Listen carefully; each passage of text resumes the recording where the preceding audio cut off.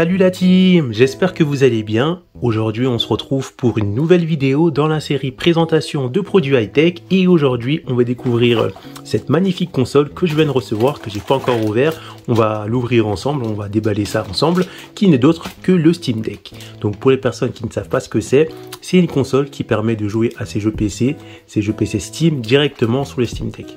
Donc tout le catalogue Steam n'est pas compatible avec le Steam Deck, mais une grande partie commence à être compatible et cette partie commence à grandir de plus en plus de jeux sont compatibles avec ce Steam Deck.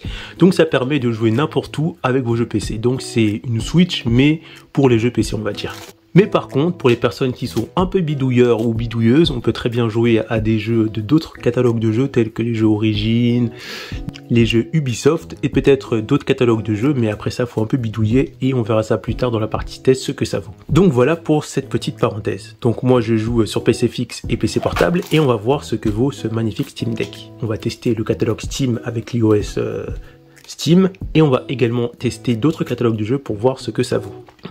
Du coup, avant de passer à l'unboxing, n'hésitez pas à vous abonner à la chaîne, à mettre un gros pouce bleu et à activer la cloche de notification parce que ce sont des moyens gratuits qui permettent de soutenir la chaîne. Donc, moi j'ai pris la version de ce Steam Deck 256 Go. Du coup, voilà, avec un SSD. Donc, je vous propose de... On va ouvrir d'abord le chargeur en premier, on se réserve le meilleur pour la fin. Donc, j'ai rien ouvert encore, j'ai décidé de le faire avec vous dans la vidéo. Donc là, j'ai un peu de mal à ouvrir le chargeur, mais je pense qu'il va être quand même assez balèze pour recharger cette bestiole. Voilà. Hop. Donc on commence par le chargeur, le truc le moins intéressant.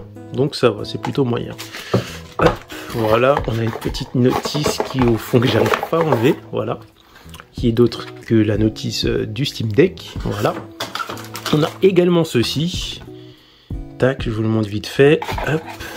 Donc on peut transporter ces jeux Steam n'importe où, en vacances, en déplacement, etc. Donc maintenant on va passer à ça. Hop. Une chose que j'aime particulièrement avec le Steam Deck, c'est de pouvoir l'emmener très facilement partout, comparé à un PC fixe ou PC portable. Une chose qui est bien aussi, c'est que lorsqu'on commande la console, on a une petite housse où la ranger, et ça c'est vraiment pas mal.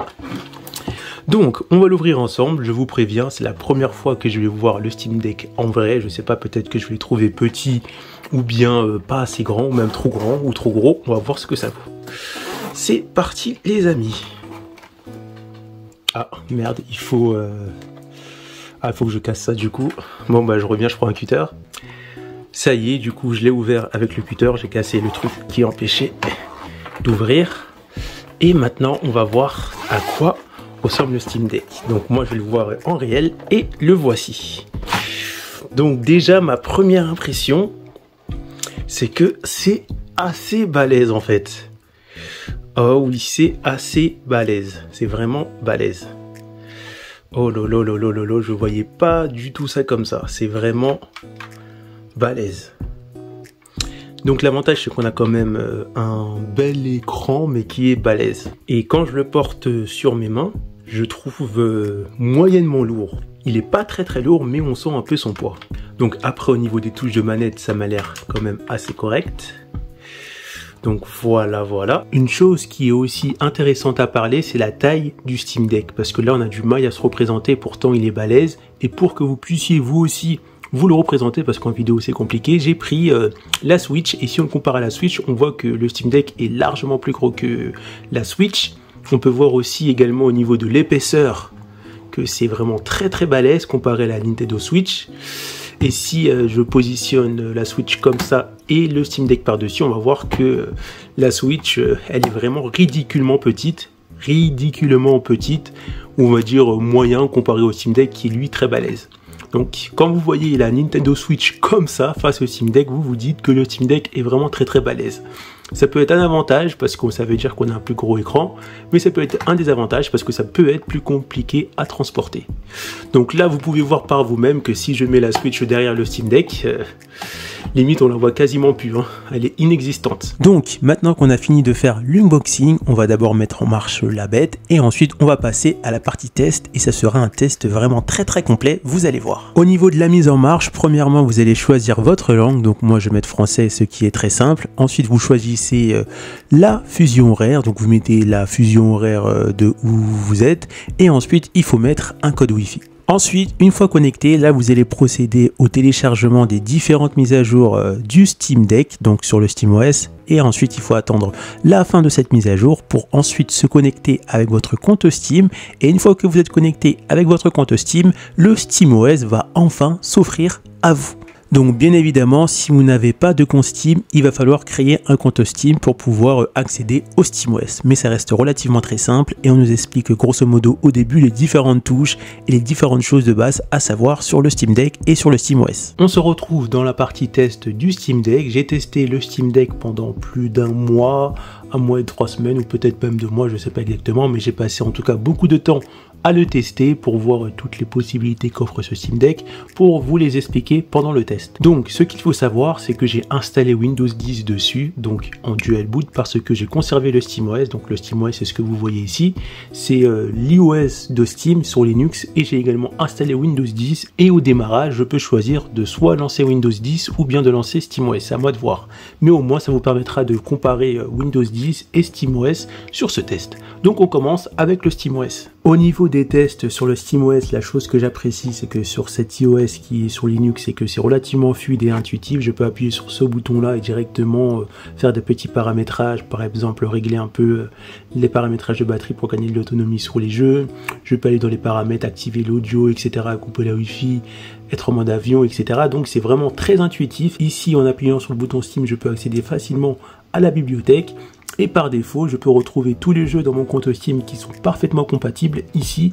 Donc j'ai 26 jeux qui sont parfaitement compatibles avec le Steam Deck. Et je peux cliquer ici pour voir tous les jeux que je possède sur mon compte Steam. Donc sur les 107 jeux, j'ai que 26 jeux qui sont parfaitement compatibles avec le Steam Deck. Autre chose, en parlant de jeux qui sont parfaitement compatibles, si j'appuie sur le bouton X, on peut voir qu'on peut retrouver 4 logos différents sur les jeux sur Steam. Donc les jeux qui sont parfaitement compatibles avec un logo vert certifié, les jeux qui sont jouables avec un logo point d'interrogation jaune ou orange, et les jeux qui vont être compatibles, jouables et non testés avec un point d'interrogation.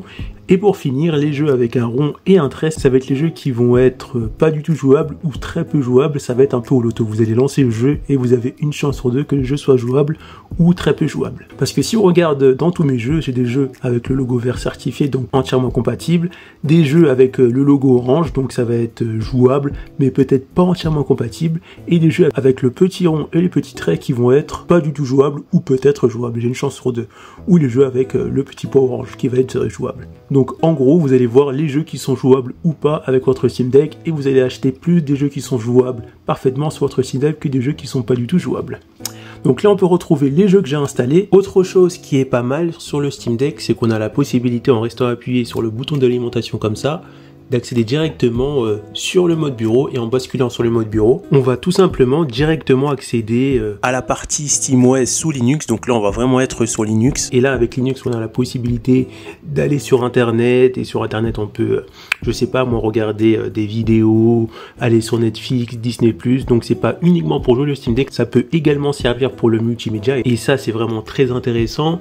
On a également la possibilité, via un petit store qui se trouve juste ici, de télécharger des applications. Ça peut être des émulateurs d'anciennes consoles, des jeux ou autres applications à rajouter en plus sur votre Steam Deck directement ici, le bureau, sur le mode bureau. Donc là, on est vraiment sur le mode bureau. On va dire que ça ressemble un peu à Windows, mais c'est que sur Linux. Et quand je clique ici, je retourne directement en mode gaming. Une chose que j'apprécie particulièrement sur ce Steam Deck, c'est que si j'appuie ici, on peut voir que j'ai la possibilité de modifier la configuration par rapport au bouton de mes contrôleurs Steam Deck. Si j'appuie ici, je peux choisir différentes configurations.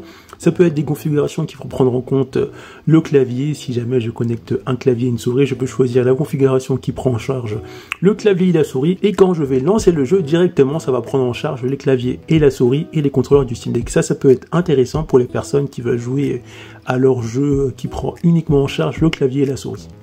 Une autre chose qui est pas mal, c'est que si j'appuie sur jouer, là ça va prendre en charge directement les contrôleurs du Steam Deck. Donc là je reviens en arrière. Et si jamais je connecte par câble ou par Bluetooth, si jamais je connecte une manette, notamment là une manette de PS4 sur le Steam Deck et que je prends le contrôle du Steam Deck avec la manette de PS4, comme vous voyez ici, et que je lance le jeu, automatiquement SteamOS va reconnaître la manette de PS4 et va lancer le jeu. Mais cette fois-ci, en lançant le jeu, ça ne sera pas les contrôleurs du Steam Deck qui seront pris en charge, mais bien les contrôleurs de ma manette de PS4. Une des choses que j'avais peur sur le Steam Deck, et j'ai été agréablement surpris une fois que j'ai vu ça, parce que moi de base je suis sur PC fixe, donc j'ai une grosse carte graphique, etc. J'avais peur que la qualité graphique, que l'écran soit moche, que j'ai pas vraiment une belle qualité, alors que c'est pas du tout ça. Certes, on a un écran, certes, c'est pas un écran Full HD, un écran 4K, mais c'est vraiment un bel écran avec de beaux graphismes. Vu que l'écran est petit, donc il faut forcément moins de puissance pour alimenter graphiquement les graphiques sur Steam Deck que sur un écran Full HD ou bien un écran 4K. Et ça ressort vraiment très très bien. Et vu que l'écran est petit, ça veut dire qu'on va moins voir les détails et donc l'écran va rester beau, et ça c'est vraiment très intéressant. Après, certes, pour une personne qui est habituée à jouer à des jeux en 4K, il va voir que la qualité est moins belle sur le Steam Deck, mais elle n'est pas pour autant moche. Elle est quand même belle, c'est une bonne qualité qui est correcte, mais c'est sûr que ça va pas rivaliser avec de la 4K, mais sur un petit écran, ça reste une belle qualité. Par contre, sur grand écran, c'est là un peu qu'on va vraiment voir que la qualité du Steam Deck, notamment dans un écran 4K, si vous mettez ça sur une grosse télé, ça va un peu se dégrader, mais sur un petit écran, c'est vraiment magnifique. Donc là, vous pouvez voir que je me retrouve en match et que le jeu est relativement beau, c'est fluide, ça fait plaisir aux yeux. J'ai la possibilité de réduire les paramètres graphiques pour économiser. J'ai activé, on va dire, l'afficheur qui permet d'afficher les performances du Steam Deck. Donc là, vous pouvez voir les performances que j'ai en images par seconde. Donc là, j'ai mis, on va dire, sur 40-50, j'ai pas mis 60 fps pour gagner un peu de batterie.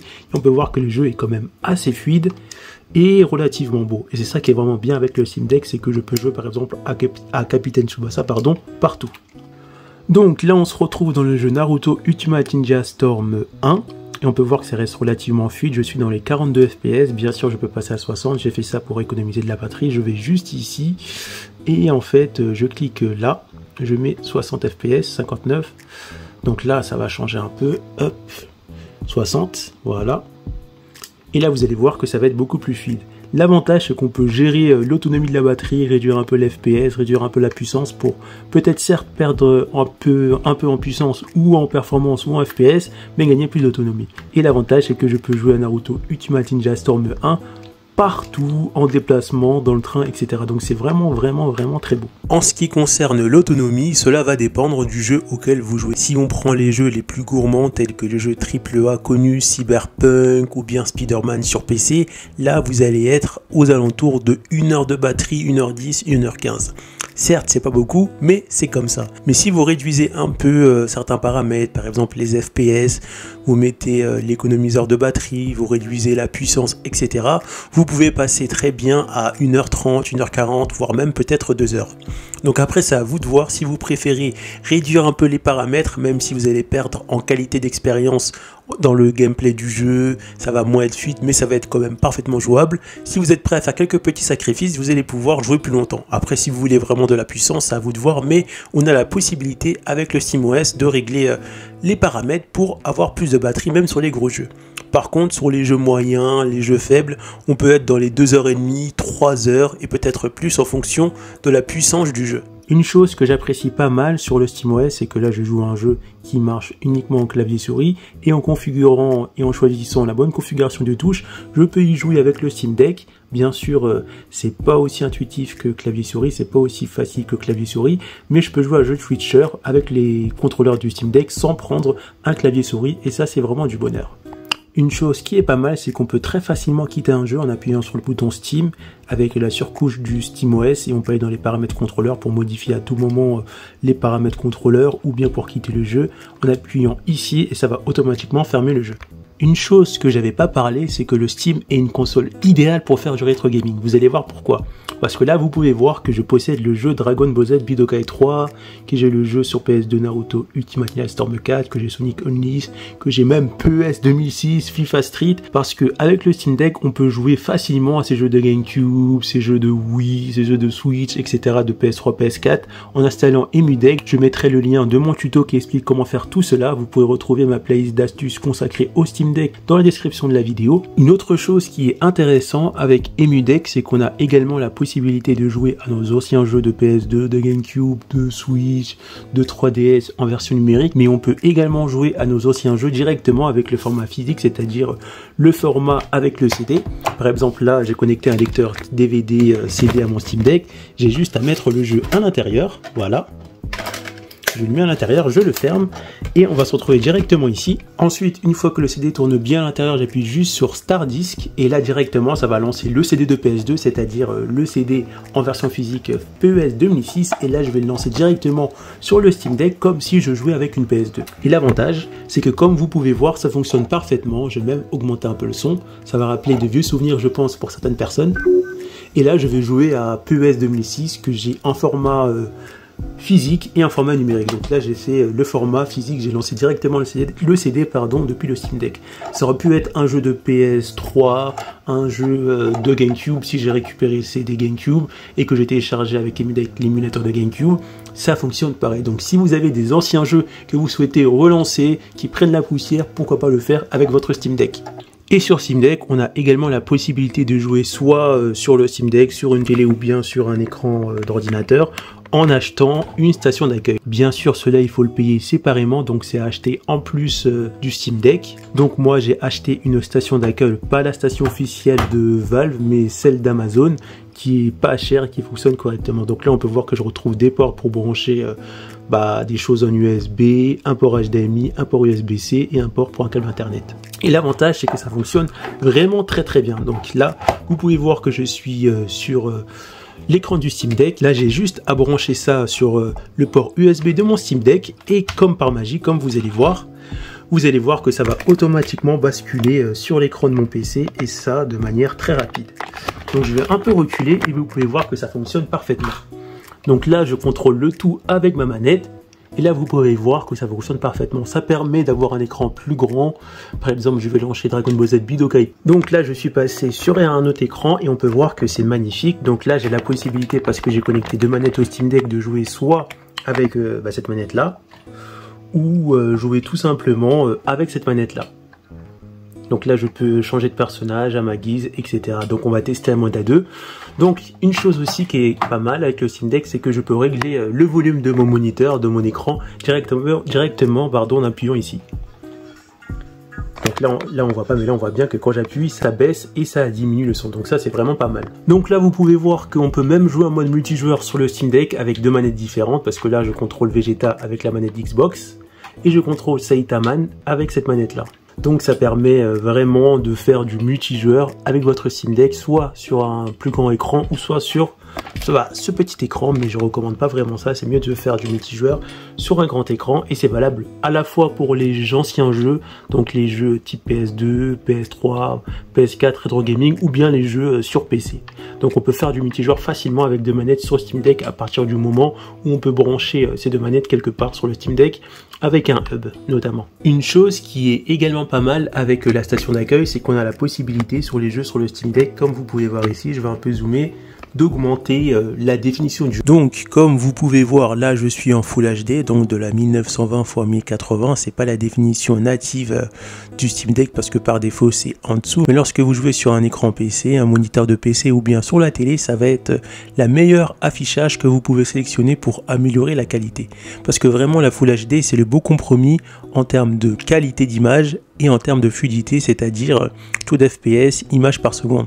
Parce que si vous augmentez la qualité au-delà, par exemple de la 2K ou bien de la 4K, vu que le Steam Deck c'est pas fait pour ça, ça va ramer de ouf. Vous allez certes avoir une bonne qualité, mais malheureusement, vous allez avoir pas beaucoup d'FPS, le jeu va être injouable. Donc vraiment, la station d'accueil, ça va vraiment être surtout, je pense, pour les jeux multijoueurs, pour jouer à deux ou bien pour les jeux d'aventure, pour pouvoir admirer plus de détails et profiter de la beauté de vos jeux avec votre télé ou bien votre écran PC. Donc la station d'accueil est pas vraiment obligatoire, mais ça peut être intéressant parce que sur le jeu d'aventure c'est toujours beau d'y jouer sur un plus grand écran, et pour jouer en mode multijoueur avec deux manettes sur un écran scindé coupé ou pas coupé, c'est toujours mieux d'avoir un plus grand écran que jouer sur le petit écran du Steam Deck. Donc voilà, maintenant on va passer au test sur Windows 10. On se retrouve enfin pour le test sur Windows 10. Donc comme je l'ai dit précédemment, j'ai installé Windows 10 en dual boot, c'est-à-dire que je peux choisir au démarrage de lancer soit SteamOS sur Linux ou bien lancer Windows 10. Donc comme vous pouvez voir, ça ressemble vraiment à Windows 10. Par contre pour Windows 10, j'ai connecté une souris via mon Steam Deck avec un hub. Comme vous pouvez voir, on peut également, comme j'ai dit précédemment, connecter une souris et un clavier sur le SteamOS, sur Linux. Et là je vais me connecter et vous allez voir que en me connectant, je vais avoir Steam qui va se lancer en mode Big Picture directement au démarrage de la session. Ça c'est une option qu'il faut activer dans Steam et ça fait un peu comme le SteamOS. Donc là je vais me connecter. Ah, j'ai fait une erreur. Hop, donc j'ai mis un vieux mot de passe. Et quand je me connecte, vous pouvez voir que c'est un peu comme l'iOS qu'on a sur Linux, sur SteamOS.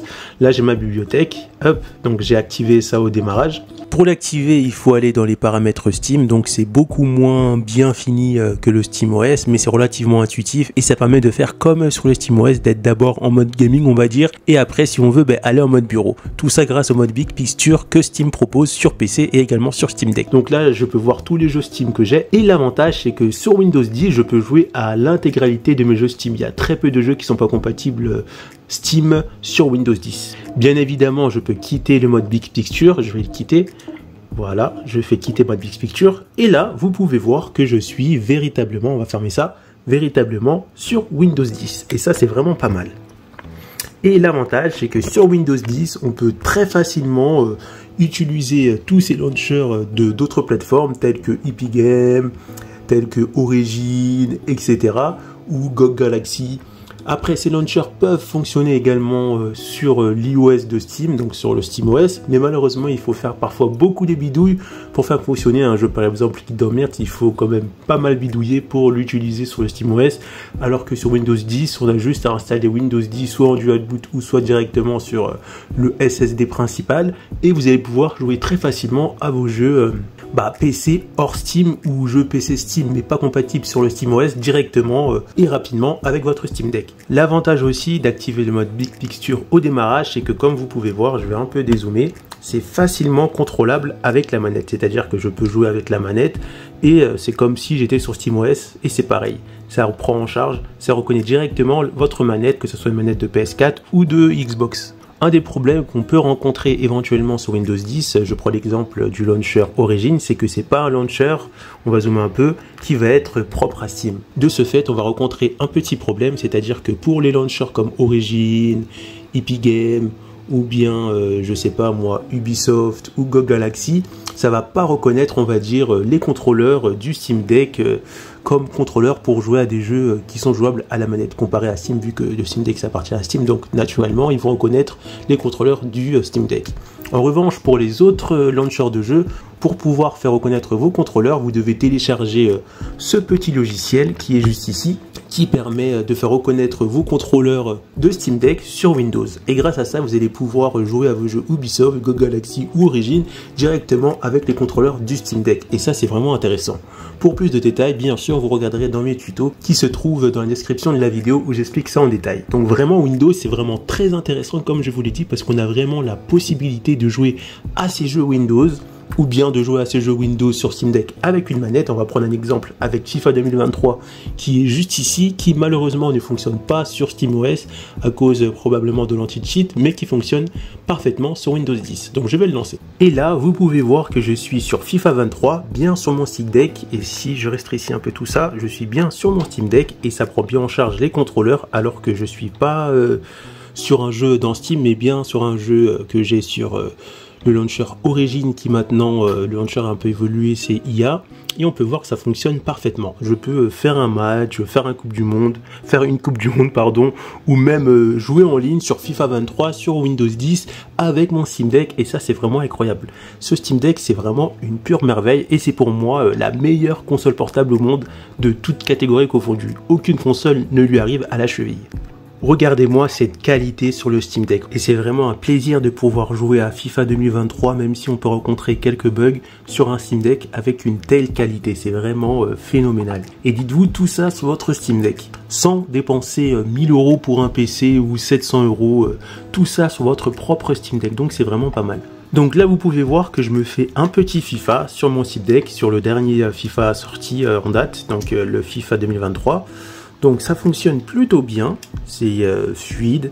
Donc parfois on peut rencontrer quelques ralentissements, je ne vais pas faire le mec que ça fonctionne hyper bien parce que on est sur Windows 10 et que le Steam Deck de base il prend pas en charge Windows 10, mais ça fonctionne plutôt bien. J'ai rarement des bugs, mais je peux en avoir. Donc l'avantage c'est que c'est vraiment très kiffant de jouer à FIFA dessus. On a vraiment des très beaux graphismes sur Steam Deck, donc c'est vraiment pas mal, etc. Donc je vous laisse regarder un peu le gameplay.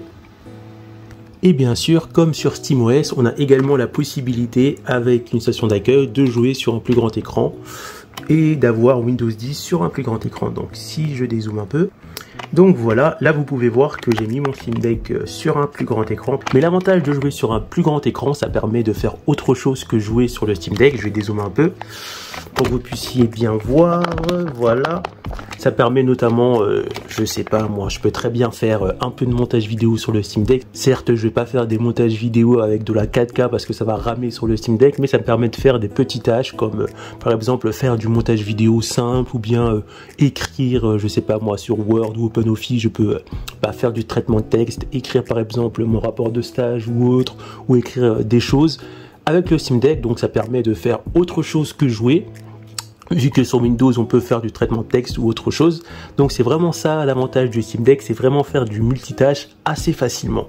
Et ça c'est quelque chose que j'apprécie énormément avec le Steam Deck, parce qu'au début j'étais pas très content de mon achat parce que je trouvais ça aussi cher, mais quand j'ai vu toutes les possibilités pour un prix dérisoire que offre le Steam Deck, j'ai été vraiment agréablement surpris. Donc là vous pouvez voir que je suis sur un jeu, et comme sur SteamOS, j'ai également la possibilité de connecter des manettes de PS4, de PS5 ou d'Xbox pour jouer à des jeux Windows. Donc là je vous laisse admirer les graphismes de FIFA 2023 sur Steam Deck, mais sur un plus grand écran, et c'est vraiment pas mal.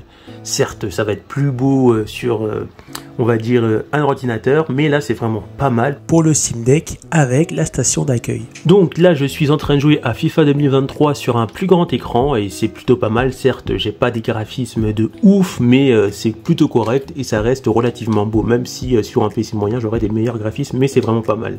Par contre sur grand écran on retrouve quelques bugs, et c'est ça un peu la lacune de Windows 10. Déjà parce que moi j'ai installé Windows 10 sur une carte micro SD, donc forcément ça va être moins rapide que sur un SSD, et aussi parce que Windows 10 est pas forcément optimisé pour faire ce genre de choses, mais ça fonctionne plutôt bien, me rencontre un peu de ralentissement. Mais dans la globalité, Windows 10 fonctionne plutôt pas mal sur Steam Deck et même sur les jeux qui sont quand même gourmands. L'avantage aussi, c'est que ça fonctionne aussi bien sur la télé. Donc là, vous pouvez voir que je joue à Kingdom Hearts 3 sur mon Steam Deck et ça fonctionne plutôt bien. Et en plus, je suis sur un très grand écran, l'écran de ma télé, et ça fonctionne plutôt bien. Donc si je fais passer un peu pour qu'on puisse voir un peu le gameplay, donc on peut voir que ça fonctionne plutôt bien, j'ai pas de bug, et là je suis vraiment sur Steam Deck, et on peut voir que la qualité, elle est vraiment pas mal, vraiment pas mal. Donc vraiment le Steam Deck c'est vraiment un magnifique appareil, que ça soit pour jouer sur les jeux sur SteamOS, ou bien jouer sur Windows 10 pour jouer aux jeux qui sont pas compatibles sur SteamOS, ou certains jeux qui fonctionnent sur SteamOS mais il faut faire beaucoup de bidouilles pour que ça fonctionne. Mais comme je vous ai dit, on peut rencontrer des ralentissements en jeu. Malheureusement sur Windows 10 c'est pareil, par exemple sur le SteamOS. Par exemple quand je suis en mode bureau sur le SteamOS et que je fais des tâches bureautiques ou autres, je peux rencontrer des ralentissements, et ça peut être gênant. Me rencontre plus ce problème sur Windows 10, mais sinon Windows 10 est parfaitement fonctionnel sur Steam Deck. Et comme je vous ai dit précédemment sur le test SteamOS, la télé vraiment, ou le moniteur, ça va plus être pour les jeux comme ça, de type aventure, qui nécessitent d'avoir un grand écran pour profiter de la richesse des environnements du jeu d'aventure. Et bien sûr, pour terminer ce test sur Windows, on va parler un peu de réalité virtuelle. Je possède l'Oculus Quest 2 et je vais vous dire ce que vaut ce Steam Deck en réalité virtuelle, avec l'Oculus Quest 2 à la fois sur les logiciels Oculus et à la fois sur Steam, sur les jeux VR Steam. Et le résultat est assez mitigé, je dois dire. Il y a certains points positifs, mais il y a beaucoup de points négatifs. Le premier point négatif, je vais en parler malheureusement, pour pouvoir jouer en réalité virtuelle avec le Steam Deck sur Oculus Quest 2, on peut que le faire avec Virtual Desktop. Après, pour les autres casques hors Oculus, je sais pas si ça fonctionne avec câble, mais malheureusement avec un casque Oculus on peut jouer que avec Virtual Desktop. Une chose qui est assez dommage aussi, c'est que comme vous pouvez voir ici, la carte graphique n'est pas compatible avec Oculus Link. Donc pour le logiciel Oculus ou bien le logiciel Meta, ce logiciel ne prend pas en charge la carte graphique du Steam Deck. Donc le seul moyen d'utiliser le Quest 2 sur un Steam Deck, déjà ça va être de l'utiliser avec une application qui s'appelle Virtual Desktop qu'on installe à la fois sur l'Oculus Quest 2 en mode application et à la fois sur Windows en mode logiciel qui s'appelle Virtual Desktop. Donc pour les tests pour la partie VR, là je commence avec le jeu Free Diver, un jeu un peu à la Titanic. C'est un jeu moyen qui exige pas énormément de puissance. Surtout ne vous fiez pas aux images que ce soit sur l'écran du Steam Deck ou bien sur l'image qui montre ma vue en réalité virtuelle, parce que dans le Meta Quest 2 ou bien l'Oculus Quest 2, l'image va être plus dégradée. On va vraiment avoir une qualité qui reste vraiment moyenne. C'est-à-dire que la qualité, elle va pas être oufissime, elle va pas être, on va dire, trop moche, ça va être vraiment moyen. Et ça, malheureusement, ça va être valable sur tous les jeux, même sur Star Wars, qui est un jeu pas très gourmand, qui est que sur Oculus. Malheureusement, on retrouve le même problème, c'est-à-dire que quand on va faire des mouvements rapides, la qualité va plus être moyenne, mais elle va se dégrader pendant quelques secondes, puis va redevenir normale. Et pour terminer, le dernier jeu, Half-Life Ali. Alors là, j'étais quand même très surpris parce que déjà, ce jeu est gourmand et en plus, c'est le meilleur jeu en réalité virtuelle. Je pense que beaucoup de gens connaissent ce jeu-là. Donc sur Steam Deck, j'ai eu quand même une belle qualité. Et là, je m'attendais vraiment pas à ça. Je pensais que ça allait ramer, que j'allais perdre en qualité, que j'allais être sur une qualité faible, alors que pas du tout. Et là, j'ai été quand même pas mal surpris. Je reste sur une qualité normale, mais là, comme pour les jeux précédents, quand je commence à faire un mouvement rapide, la qualité de l'environnement VR va se dégrader quelques secondes, puis revenir à une qualité moyenne. Mais franchement, Half-Life Ali, c'est jouable même sur Steam Deck. Et ça, vraiment, ça m'a beaucoup plu parce que j'ai trouvé l'environnement assez beau pour la puissance que le Steam Deck peut fournir en réalité virtuelle. Maintenant, est-ce qu'il faut acheter un Steam Deck uniquement pour la réalité virtuelle? La réponse est directement non, pour plusieurs facteurs. Déjà, avec le Steam Deck, on va pas avoir énormément d'images par seconde, donc ça peut être un problème pour les personnes qui sont pas trop habituées ou qui sont pas trop à l'aise avec la réalité virtuelle. Ça peut créer des mal de ventre, des mal de tête.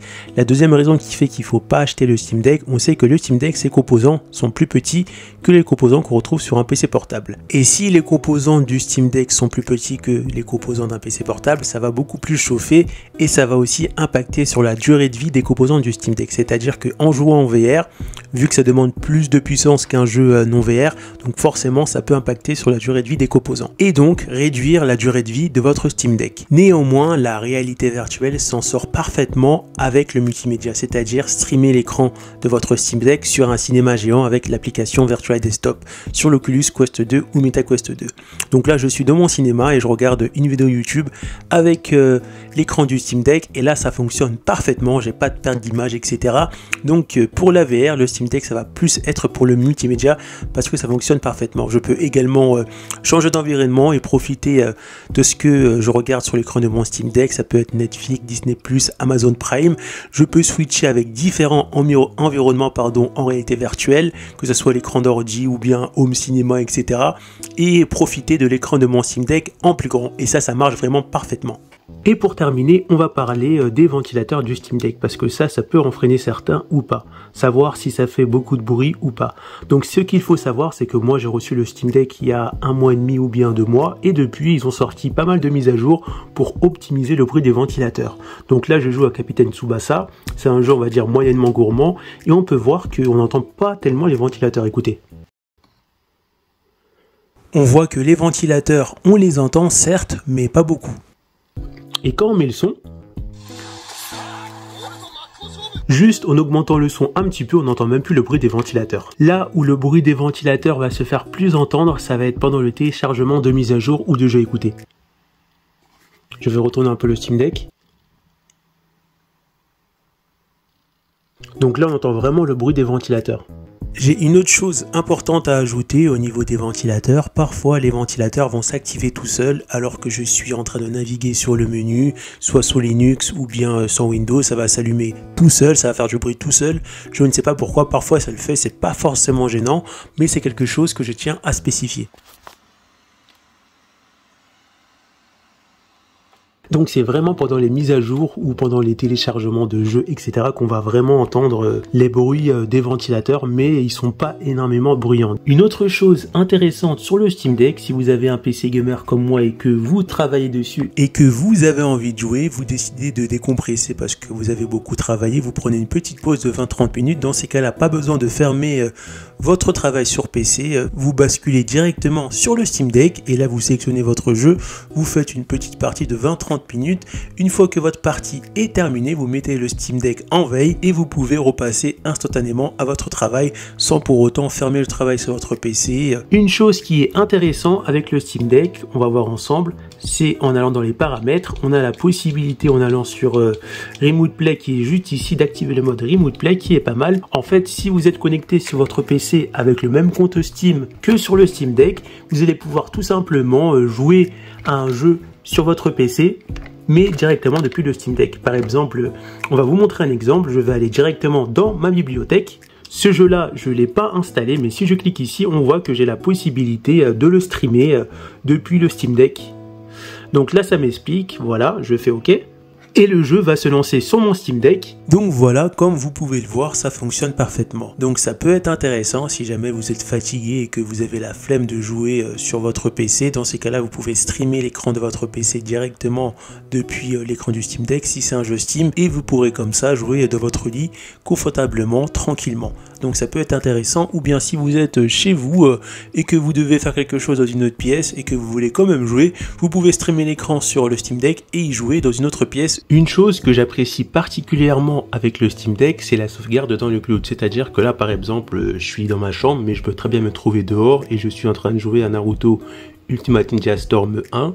Donc je joue, il me suffit simplement de sauvegarder et ensuite je peux très bien, pas cette fois-ci utiliser le Steam Deck, mais jouer à ce jeu mais sur mon PC. Et sur mon PC, grâce au cloud, je peux reprendre la partie exactement là où je l'avais laissé et c'est ça qui est vraiment pas mal parce que avec le Steam Deck je peux très bien avancer dans mon jeu si par exemple je joue au travail ou bien si je me trouve en salle d'attente et j'ai attendu pendant 1 heure à 2 heures parce que j'avais rendez-vous avec le médecin et que pendant ce temps-là j'ai joué à Naruto, je peux très bien jouer pendant ce moment-là et ensuite sauvegarder et grâce à la sauvegarde dans le cloud aller sur mon PC, pas prendre mon Steam Deck et reprendre ce jeu à l'endroit où j'avais sauvegardé soit au travail ou soit chez les médecins directement chez moi dans ma chambre avec mon PC. Et ça c'est valable avec tous les jeux qui prennent en charge la sauvegarde dans le cloud et c'est plutôt pas mal. L'atout phare du Steam Deck ça reste sa mobilité. Par exemple je peux jouer à mes jeux PC dans ma voiture ou bien je peux également jouer à mes jeux PC directement au cinéma avant que mon film commence pendant les pubs. Si j'ai la flemme de voir les pubs, hop, je sors mon Steam Deck et je me fais une partie.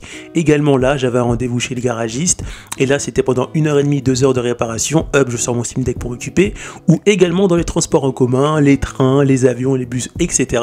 Que ce soit pour des petits ou des longs trajets, le Steam Deck peut vous accompagner. Une chose qui est pas mal lorsque vous regardez un film ou une série, vous avez la possibilité de mettre sur pause et de jouer rapidement avec votre Steam Deck si vous le mettez par exemple en veille. Donc là je peux très facilement reprendre ma partie et ensuite par exemple jouer pendant un petit moment et ensuite mettre pause sur mon Steam Deck et reprendre ma série ou bien mon film directement sur ma télé. On se retrouve enfin pour le bilan. On va ensemble voir les points positifs et négatifs du Steam Deck. On va dire pour qui ça vaut le coup d'acheter le Steam Deck ou pas. Donc le premier point positif ça va être sa mobilité, le fait de pouvoir transporter son catalogue Steam, Epic Games, Rockstar ou bien Windows directement avec le Steam Deck et cela partout. Ça c'est vraiment un très gros avantage et ça permet de jouer partout avec son Steam Deck. Par contre il faut faire attention de ne pas jouer dans les endroits où il fait très chaud, mais sinon on a vraiment la possibilité de l'emmener partout. Le deuxième point positif, ça va être l'installation de Windows. Même si pour l'instant Windows ne prend pas en charge le Steam Deck, on peut l'installer soit en dual boot ou bien directement sur le SSD et ça fonctionne pas mal et ça permet surtout de jouer aux jeux qui sont pas compatibles ou qui sont pas encore pris en charge sur le SteamOS directement depuis Windows. Et ça c'est vraiment pas mal parce que ça permet d'élargir les jeux auxquels on peut jouer sur le Steam Deck. Un troisième point positif, ça va être au niveau du SteamOS parce que le SteamOS est vraiment très intuitif, très rapide, avec plein de petits boutons, des raccourcis, etc. Et ça, c'est vraiment un avantage sur le Steam Deck. Quatrième point positif, et ça j'ai vraiment apprécié, c'est le fait de pouvoir jouer par exemple avec un jeu dehors. Ça peut être un jeu sur Epic Games, un jeu soit sur SteamOS ou un jeu sur Windows, par exemple sur Epic Games ou bien sur Origin ou bien sur Ubisoft, et ensuite sauvegarder dans le jeu et ensuite rentrer chez moi et rejouer à ce même jeu, cette fois-ci sans mon Steam Deck mais sur PC, et reprendre sur PC à l'endroit où j'avais arrêté quand j'étais dehors ou bien quelque part dehors avec mon Steam Deck. Et ça c'est vraiment pas mal parce que ça permet de terminer ces jeux plus vite, puisqu'on peut à la fois jouer dehors et grâce à la sauvegarde dans le cloud reprendre ça sur son PC confortablement assis sur la télé ou bien sur l'ordi. Cinquième point positif, ça va être le Dual Boot. Pourquoi? Parce que le Dual Boot permet de conserver SteamOS et d'installer Windows et de choisir au démarrage de soit lancer Windows ou soit lancer SteamOS, et ça c'est vraiment pas mal si on souhaite conserver les deux parce qu'on a des avantages et des inconvénients à la fois sur Windows et à la fois sur le SteamOS. Sixième point positif, et là ça va concerner le rétro gaming notamment sur le SteamOS, et ça c'est vraiment pas mal. Avec une application EmuDeck, on a la possibilité de jouer à la plupart de ces jeux rétro gaming sur le Steam Deck de manière illégale ou légale. Moi je parlerai que de la manière légale, et ça c'est vraiment très intéressant parce que vous pouvez jouer à vos jeux de PS2, GameCube, etc. Même avoir une image de votre jeu sur votre bibliothèque Steam, et ça c'est vraiment très intéressant. Vous pouvez rejouer à Mario, vous pouvez rejouer à GTA San Andreas et plein d'autres jeux anciens, même des jeux de Game Boy, tout ça sur votre Steam Deck, tout ça sur SteamOS, et tout ça en plus facilement transportable, c'est-à-dire que vous allez avoir une PS2 transportable, une GameCube transportable, une Switch, une Wii, une Game Boy Advance transportable. En d'autres termes, vous pouvez jouer à vos jeux rétro gaming partout, emmener vos jeux rétro gaming partout, et ça c'est vraiment très intéressant. Septième point positif, c'est la possibilité d'ajuster les paramètres de la batterie, et ça c'est uniquement valable, on va dire, vraiment sur SteamOS. On peut le faire sur Windows, mais c'est pas aussi poussé que sur SteamOS, et ça c'est vraiment un très gros avantage. Si par exemple vous n'avez pas de batterie externe et que vous jouez dehors et que vous voulez jouer le plus longtemps possible, vous avez la possibilité de réduire par exemple les images par seconde, réduire un peu la puissance du Steam Deck pour pouvoir jouer plus longtemps, et ça c'est vraiment un avantage parce que ça permet d'augmenter l'autonomie du Steam Deck sur SteamOS, et ça c'est un gros avantage, surtout sur les gros jeux où on peut jouer à peu près 1 heure. Huitième point positif, ça va être au niveau de la réalité virtuelle, surtout sur le multimédia. Pour le multimédia, c'est-à-dire streamer l'écran de votre Steam Deck dans un environnement de réalité virtuelle, ça peut être un cinéma, un home cinéma pour voir, je sais pas moi, des films et séries sur un meilleur écran, sur un plus gros écran. Là, ça va fonctionner parfaitement, sans bug, etc. Par contre, au niveau des jeux, c'est jouable. On peut jouer à des jeux tels que Half-Life Alyx ou des jeux sur Oculus, sur le logiciel Meta, ou bien des jeux VR Sim, mais là, la qualité va rester moyenne, et dès qu'on va faire des mouvements rapides, on va perdre en qualité d'image. L'image, elle va se saccader et tout, donc c'est pas ouf, mais pour le multimédia VR, ça marche parfaitement. Neuvième point positif, ça va être la station d'accueil, parce que ça permet, comme sur la Switch, de jouer sur un plus grand écran, soit un écran PC, un moniteur ou bien sur une télé. Ça fonctionne parfaitement avec le SteamOS. On peut rencontrer des bugs sur Windows, mais ça fonctionne également sur Windows, mais ça fonctionne mieux sur le SteamOS. Et ça c'est vraiment un avantage parce que ça permet de plus profiter de ces jeux d'aventure, de mieux apprécier l'environnement de vos jeux d'aventure, de voir plus de détails, d'apprécier vraiment la qualité sur votre Steam Deck, et ça c'est vraiment très intéressant. Et ça peut être aussi intéressant pour le multijoueur si vous jouez en multijoueur sur votre Steam Deck, c'est-à-dire avec deux manettes, soit avec l'écran coupé en deux parties ou bien avec l'écran normal. Ça sera toujours mieux de jouer sur un écran moniteur ou une télé que sur Steam Deck. L'autre avantage, c'est que la station d'accueil est facilement transportable. Vous pourrez emmener le Steam Deck et la station d'accueil partout, en vacances, à l'hôtel, et pourquoi pas jouer en multijoueur avec le Steam Deck et la station d'accueil, ou bien jouer sur une télé pendant que vous êtes en vacances à l'hôtel grâce à la station d'accueil qui est aussi facilement transportable que le Steam Deck. Maintenant, on va parler ensemble des points négatifs. Le premier point négatif, ça va concerner le SteamOS au niveau des jeux qui vont être compatibles ou pas compatibles. Le défaut, c'est que oui, on retrouve de plus en plus de jeux compatibles et parfaitement compatibles avec le logo vert, mais force est de constater que là, sur mes 107 jeux que j'ai sur le Steam Deck, j'ai que 26 ou 27 jeux qui sont parfaitement compatibles avec le Steam Deck. Après, si je compte les jeux qui vont être jouables, peut-être que j'arrive à 30, 40 ou 50, mais sur les 107 jeux, ça fait pas énorme. Et malheureusement, si vous avez un jeu que vous appréciez particulièrement et que vous souhaitez y jouer avec le Steam Deck, si vous achetez le Steam Deck et que vous vous rendez compte que le jeu malheureusement est pas compatible ou moyennement compatible, forcément ça va vous décevoir, donc ça reste un défaut. Bien évidemment, il y a certains jeux, même si c'est pas du tout compatible, on peut rendre ça compatible avec du bidouillage ou bien en changeant le proton, mais ça reste du temps perdu à bidouiller, à essayer de trouver la meilleure chose pour que le jeu fonctionne, et ça c'est assez dommage sur le Steam Deck. Donc voilà, c'est un défaut à signaler, mais si vous installez Windows, c'est réglé, mais c'est dommage. Mais je sais déjà que Valve travaille de plus en plus pour rendre de plus en plus de jeux compatibles sur le SteamOS. Troisième point négatif, cela va concerner l'autonomie du Steam Deck. Certes, sur un jeu moyen, on va être dans les 1h30, 2h ou parfois plus si le jeu est pas trop gourmand, mais sur les derniers jeux récents, genre AAA tels que Cyberpunk ou bien d'autres jeux du même calibre, là on va être que à 1 heure de batterie. Et ça peut être infligeant parce que si vous êtes dehors, en déplacement et que vous avez prévu de jouer 2h, 2h30, si le jeu est trop gourmand, et ben là, vous vous faites avoir, vous pourrez jouer que 1 heure et ensuite il faudra recharger votre appareil ou bien jouer en étant chargé, et ça fait un peu mal parce qu'on perd un peu l'atout principal du Steam Deck, sa mobilité.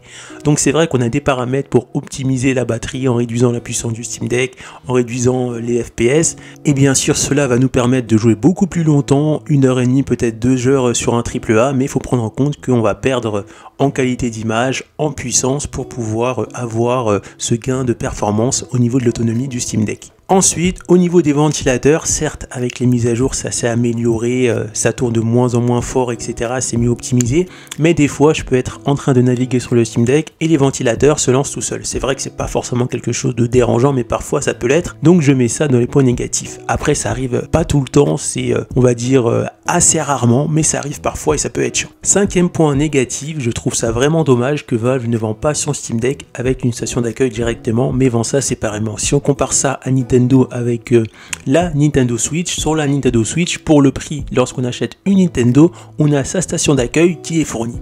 Alors que sous Valve, c'est pas du tout ça, et je trouve ça, on va dire, dommage, parce que la station d'accueil coûte 100 € si on prend l'officiel de Valve, ou bien 40 ou 59 € ou 39 € si on achète une station d'accueil d'un autre vendeur. Sixième point négatif, cela va concerner la qualité des jeux sur le Steam Deck. Je m'explique. Donc j'ai quand même d'assez bons yeux, on va dire pas des yeux ouf, mais je vois quand même assez bien. Après j'ai quelques défauts aussi, mais comme je suis habitué à jouer en 4K sur ma télé ou bien en Full HD en mettant tout à fond et en 4K en mettant tout à fond, quand je joue à un jeu avec mon PC, soit sur un moniteur PC avec une Full HD en mettant tous les paramètres à fond, ou bien que je joue à ce même jeu avec mon PC mais sur une télé 4K avec tous les paramètres graphiques à fond, et que après je joue à ce même jeu avec le Steam Deck, je peux m'apercevoir de la différence. Il n'y a pas une grosse différence parce que la définition de l'écran fait qu'on ne voit pas trop la différence parce que l'écran est trop petit, mais dès qu'on va passer par exemple sur un moniteur PC avec une station d'accueil ou bien sur la télé, et si jamais on ne change pas la définition de l'affichage du Steam Deck lorsqu'on joue sur un moniteur,